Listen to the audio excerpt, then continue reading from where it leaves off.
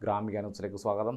മാനന്തേരി അങ്ങാടിക്കുളത്തിൽ കുളിക്കുന്നതിനിടെ മുങ്ങിത്താറുന്ന വിദ്യാർത്ഥിയുടെ ജീവൻ രക്ഷിച്ച റിജുൽ മനോജിന് ചിറ്റാരിപ്പുറം പഞ്ചായത്തിൻ്റെ ആദരം. കെ ശൈലജ MLA ചടങ്ങ് ഉദ്ഘാടനം ചെയ്തു. സ്വന്തം ജീവൻ പോലും വകവെക്കാതെ ജീവൻ രക്ഷാപ്രവർത്തനം നടത്തിയ റിജുൽ മനോജ് ഇതിനകം നിരവധി അനുമോദനങ്ങൾ ഏറ്റുവാങ്ങിയിട്ടുണ്ട്.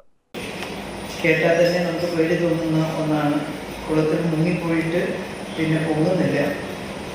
സ്വയം പൊങ്ങി വരാൻ കഴിയുമായിരുന്നെങ്കിൽ സ്വാഭാവികമായിട്ട് ശ്വാസം എടുക്കാൻ മുന്നോട്ടേക്ക് വരും. പക്ഷേ അടിത്തട്ടിൽ അമർന്നു പോയാൽ പലപ്പോഴും ഭയം കൊണ്ടും അല്ലെങ്കിൽ ചെടിയിലൊക്കെ പോകുന്നു രക്ഷപ്പെടാൻ കഴിയാത്ത വിധം അമർന്നു പോവുകയാണ് പതിവ്.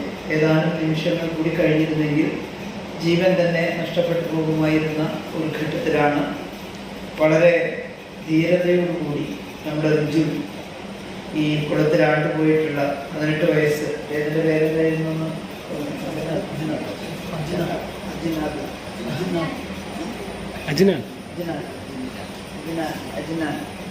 അജ്നാൻ എന്ന് പറയുന്ന ചെറുപ്പക്കാരനെ റിജുലിനേക്കാളും പ്രായം കൂടുതലുണ്ട്.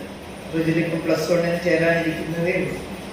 14-15 വയസ്സുള്ള ഒരു കുട്ടി തന്നേക്കാൾ പ്രായം കൂടിയ ഒരാളെയാണ് രക്ഷപ്പെടുത്തിയിട്ടുള്ളത്.